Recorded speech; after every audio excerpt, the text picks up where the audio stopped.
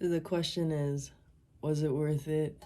Yes. Seeing Slavoj Žižek speak in person is an experience I'm going to remember, and one that's gonna physically stay with me because I'm still in Frankfurt, even though I have class in about 7 hours because it's like 4 a.m. right now.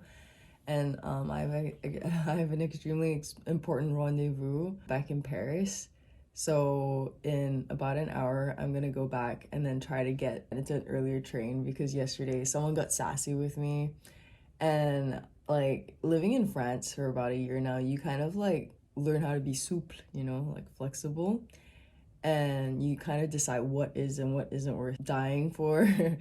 And apparently here, when I spoke to the guy downstairs, he's just like, there's no way they had no seats for you on the train. They will make it work. The only reason why she kind of took advantage of you, or like why she was difficult with you, is because you look like you were gonna take it. So the Hegel thing that I talked about in my Simone de Beauvoir video definitely exists here. Like, Paris, like, people are difficult, but maybe I'm the same kind of difficult, so I get it. I know the vibe.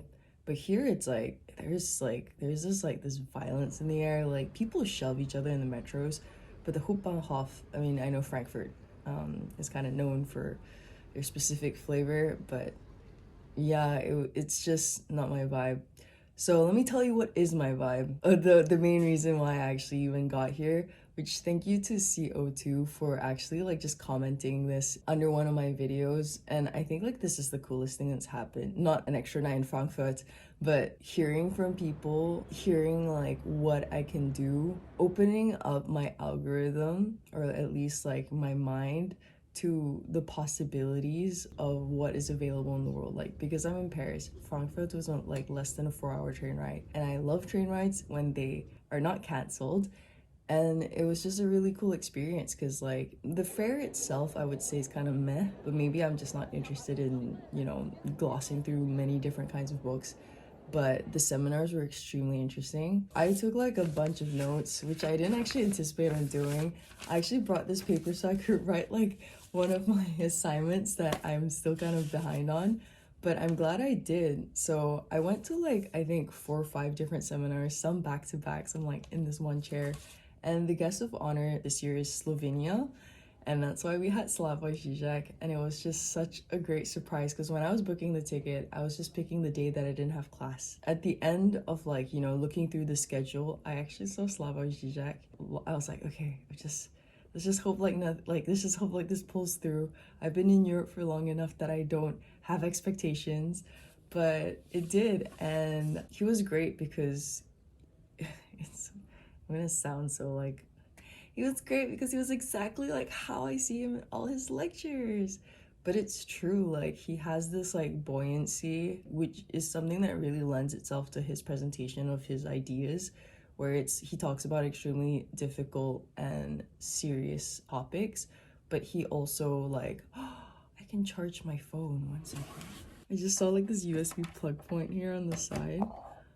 Okay, we're doing better. I actually asked someone in my German class, like, oh, like, do you know Slavoj Žižek? Because I was talking about contemporary philosophers. And he's just like, yeah, but he's a bit of a fascist. And I'm like,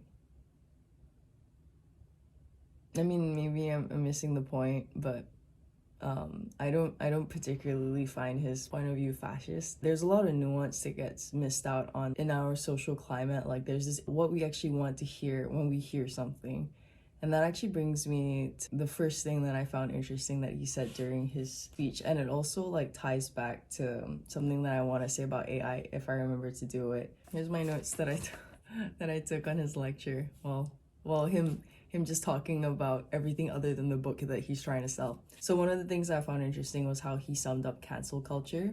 So he said that it is not a positive model, it is just canceling, and it's not a tool to build a larger solidarity, which I think is very pertinent and true, because if cancel culture is just about taking away, there's no way to move forward and there's no way to create cohesiveness.